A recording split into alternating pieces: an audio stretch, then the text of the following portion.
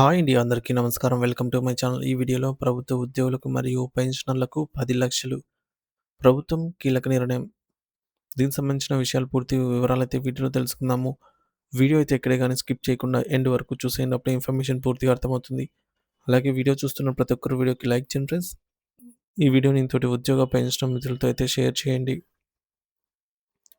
కొత్తగా మన ఛానల్ చూస్తున్నవారు ఇంకా ఎవరైనా సబ్స్క్రైబ్ చేసుకున్నట్లయితే వెంటనే మన ఛానల్‌ని సబ్స్క్రైబ్ చేసుకోండి.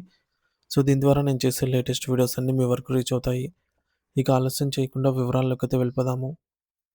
ఫ్రెండ్స్, ఇక విషయానికొచ్చినట్లయితే కేంద్ర ప్రభుత్వం ఉద్యోగులు, పెన్షనర్లకు సంబంధించి వరుసగా కీలక నిర్ణయాలైతే తీసుకుంటోంది. తాజాగా ఉద్యోగులకు గరిష్టంగా 10,00,000 వరకు ఆరోగ్య బీమా కవరేజీని కేటాయించేందుకు ఒక కీలక నిర్ణయం అయితే తీసుకుంది. కేంద్ర ప్రభుత్వ ఉద్యోగులు, పెన్షనర్లు ఇప్పుడు ఆయుష్మాన్ భారత్ ప్రధానమంత్రి జన ఆరోగ్య యోజన ఏపీపీఎంజేఏవై పథకం కింద లబ్ధి పొందవచ్చని తెలిపింది. సీజీహెచ్ఎస్ పరిధిలోని వారికి కూడా ఏపీపీఎంజేఏవై ప్రయోజనాలు. సెంట్రల్ గవర్నమెంట్ హెల్త్ స్కీమ్ పరిధిలో ఉన్న ఉద్యోగులు, పెన్షనర్లకు గరిష్టంగా 10,00,000 వరకు ఉచిత చికిత్స పొందే అర్హత ఉందని ప్రభుత్వం స్పష్టం చేసింది. అంతేకాకుండా సీజీహెచ్ఎస్ కార్డు ఉన్న ఉద్యోగుల కుటుంబాలకు కూడా ఏపీ ఏబీ పీఎంజేఏవై ఆరోగ్య సంరక్షణ ప్రయోజనాలు పొందేందుకు అర్హులేనని తెలిపింది. అయితే దీనికి కొన్ని షరతులు వర్తిస్తాయని కూడా పేర్కొంది.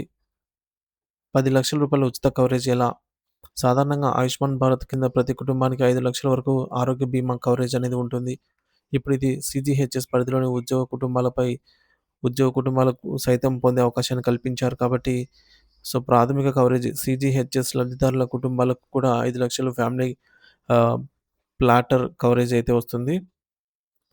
సో, ఫ్లాట్‌గా ఈ మేరకు 5,00,000 వీళ్ళకి వస్తుంది కాబట్టి అదనపు కవరేజ్ అయితుందిది.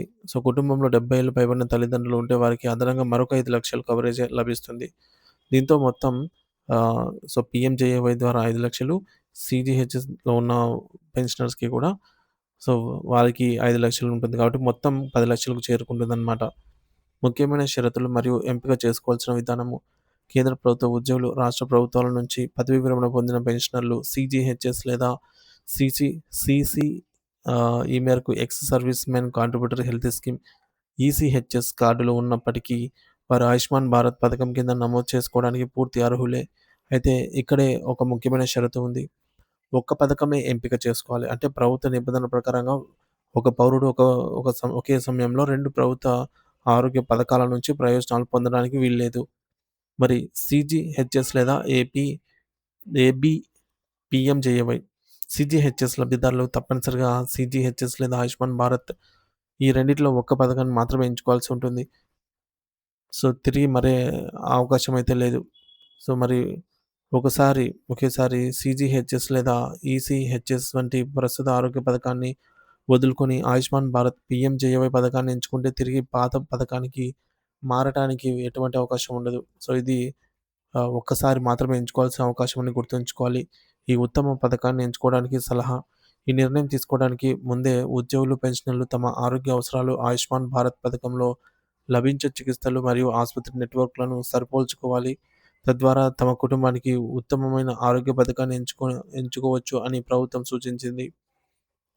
మరి ఈ నిర్ణయం కేంద్ర ప్రభుత్వ ఉద్యోగులు, పెన్షనర్లకు పెద్ద ఊరటనిస్తుందని చెప్పవచ్చు. ముఖ్యంగా వృద్ధ తల్లిదండ్రులు ఉన్న వారికి ఇది మరింత ప్రయోజనంగా అయితే ఉంటుందని చెప్పవచ్చు.